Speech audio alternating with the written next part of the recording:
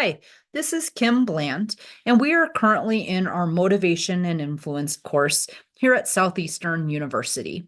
And today I will be discussing the motivation theory, Maslow's hierarchy of needs. The definition of this theory goes something like this. It indicates how employees satisfy personal needs at work. There are actually 5 levels of needs according to Maslow, and the lower level of need needs to be met before the higher level needs can be satisfied.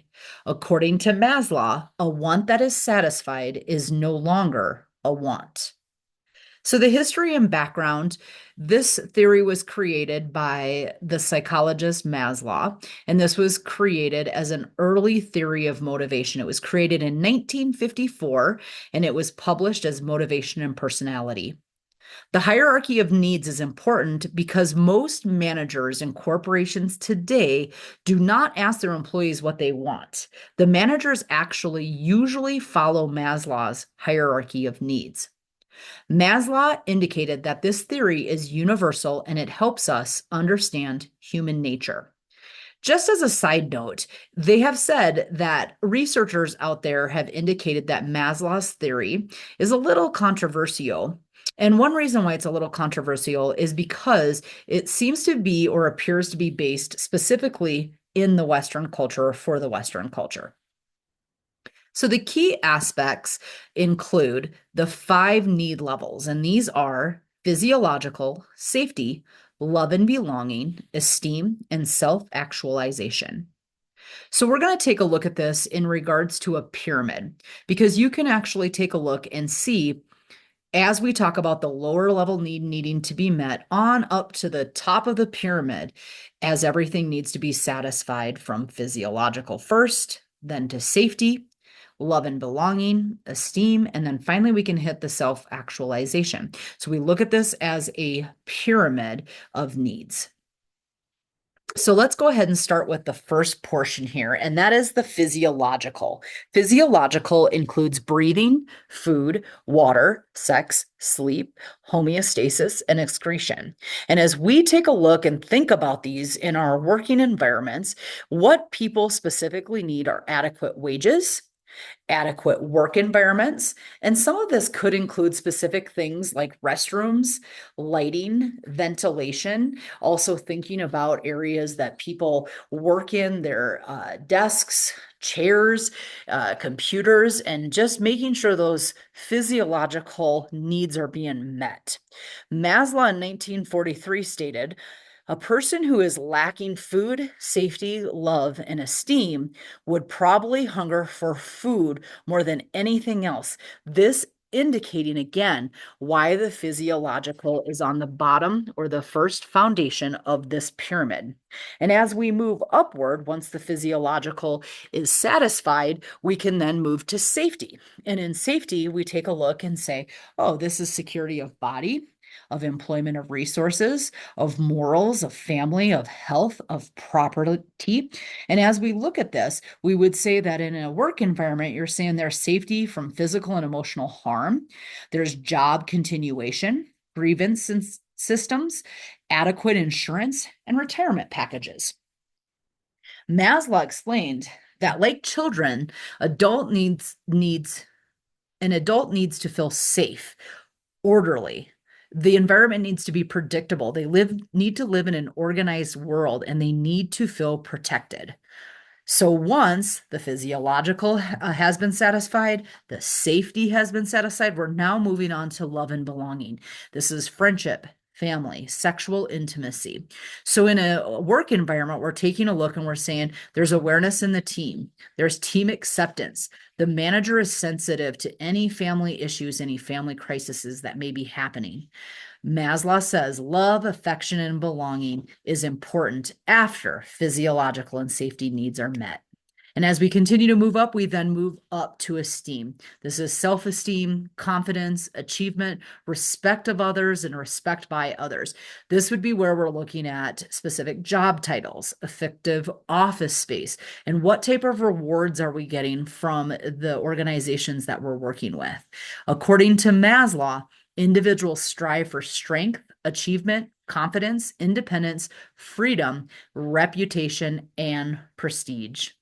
And finally, we're at the top of the pyramid. So everything else below has been satisfied. We're working into self actualization. Again, morals, creativity, spontaneity, problem solving, lack of prejudices out there, acceptance of facts.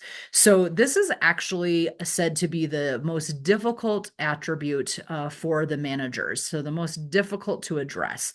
And the manager a lot of times has to take a look and say, okay, this is where we have to bring in participation into our companies. And the individuals or the employees are helping to make company decisions. There is also personal development opportunities that are happening here. Maslow has a great quote here that says, what a man can be, he must be. And in this space, if we're a singer, that means that we are creating music. That means that we are singing the music. We are designing the music. But what a man can be, he must be. So as we were taking a look, or as I was researching and doing the research on this theory, I came across a couple of articles. One was an article that was by Kazek, and this was conducted in 2013 with a group of entrepreneurs. And he actually indicated that Maslow's hierarchy of needs did not apply. The findings concluded that entrepreneurs have different character traits than corporate employees. And in his study, the entrepreneurs were more motivated by vision of self-actualization than any of the rest of the needs needing to be met. So that was very interesting when you think about entrepreneurs looking a little bit different than maybe what a corporate employee may look like. Another research that was conducted by Tarmina and Gao in 2013, a research in general population of adults. There was 386 adults, and they conducted the research and actually found significant correlation when the lower needs were satisfied. Again, moving up the ladder, moving up the pyramid, then they found that the higher level needs were satisfied. So it moved exactly up the ladder the way that the theory would state. Research was conducted in Eastern culture. So remember, I told you guys to remember the controversial situations that were happening or that some of the researchers were indicating. This research actually was conducted in Eastern culture. So is that controversial or not? Just a great question to continue to ask. And finally, another research that was conducted in 1997 by Gawal actually was done with elementary and secondary teachers, and it found out that Maslow's theory holds more truth in the business world than in the education world. And it was found that esteem was a lower order need than self-actualization for teachers. So this was just indicating that the administrators may need to focus a little bit more on the esteem needs for these teachers. And again, I think it's very interesting that this theory appears to work best in a business or corporate world. So just some final thoughts with Maslow here is that most behavior is multi-motivated. Furthermore, a satisfied need is not a motivator. And we are motivated by the desire to achieve or maintain the 5 need levels. Again, physiological, safety, love, esteem, and self-actualization.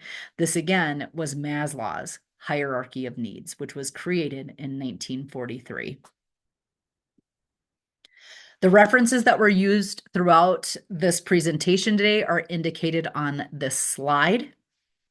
If there are any questions that any of you have, please contact me at kbland1@seu.edu, or you can reach me at 719-651-4089.